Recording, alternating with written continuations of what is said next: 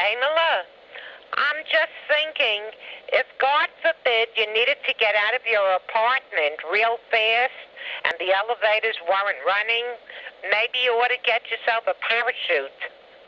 I saw a parachute for $12.99, but I don't think it was a good one because it came with a set of matching pajamas.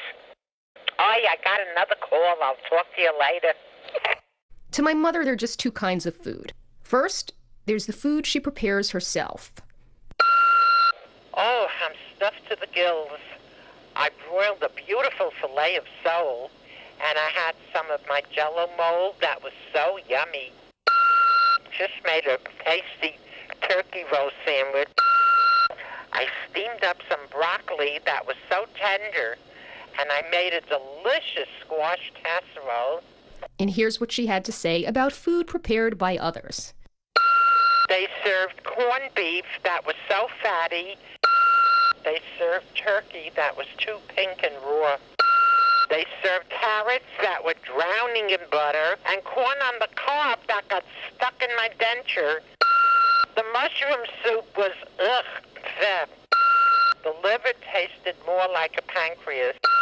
The meatball could choke a horse.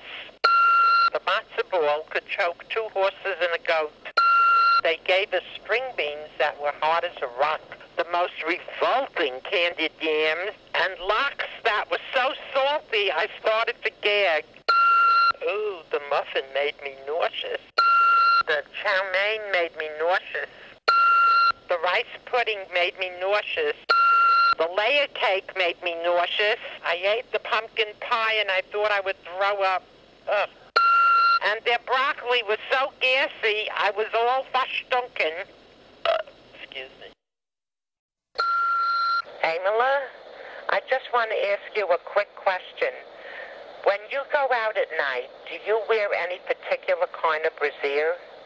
Because a lady here says she read that there was a girl who was just standing outside her house when all of a sudden there was some kind of shooting, and apparently her life was saved because a bullet got lodged in her padded bra.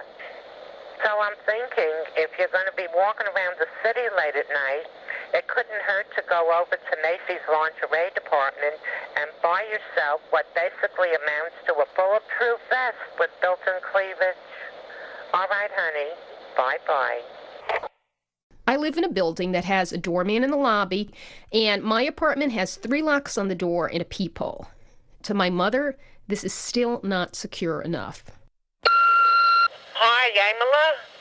I was just thinking, when that fellow knocks at your door and says that it's David, how do you know it's really him and not some sugar? So before you go letting him in, you ought to ask him to bend under the door and slide you a photo ID. Give me a call. Bye-bye. Through the years, my mother's dropped some pretty strong hints that she'd like me to meet someone from a similar background. Hi, Amala. I don't know if you have any plans yet for Christmas Eve, but apparently I hear that all of the single Jewish guys in New York go to a big party that night called the matzo ball. Did you ever hear of such a thing? Sometimes her rationales are a little far-fetched. A home where there's a mixed marriage is not necessarily all hunky-dory, because when the holidays come, the candles on the menorah could ignite the Christmas tree. Now, I sometimes wonder what would happen if my mother thought I was serious with someone who wasn't Jewish. So I tried an experiment, and one day, when she dialed my number, she heard, "Hi, this is Amy. And this is Jamal. We can't come to the phone right now, but leave a message after the tone. Holla back." Hello? Hello?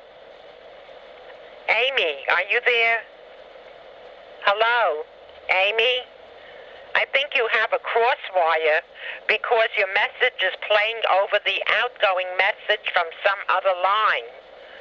There's a male voice that's overlapping, and it sounds like you're doing a duet. If you can hear me, call 611 Repair and have them straighten it out ASAP. Then, like 2 seconds later, she calls again. Yeah, message is for Jamal.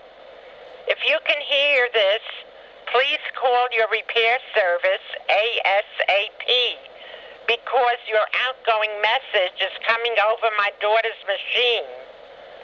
So anyone calling you will also hear the message from someone named Amy. Thank you. Hi, Amela.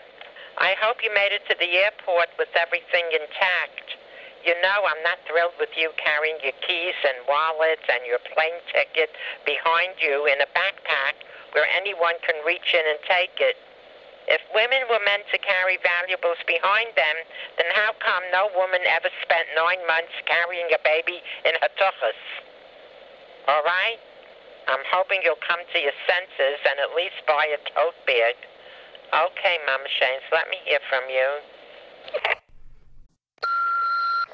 Hi, Amela. I don't know if you saw 60 Minutes, but they did a report that said the electric eyes on the elevator doors have a very high rate of malfunctioning.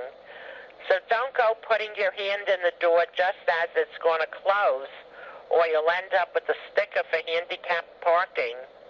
All right, sweetie, I'll talk to you later. Mom, are you listening? I love you. Bye.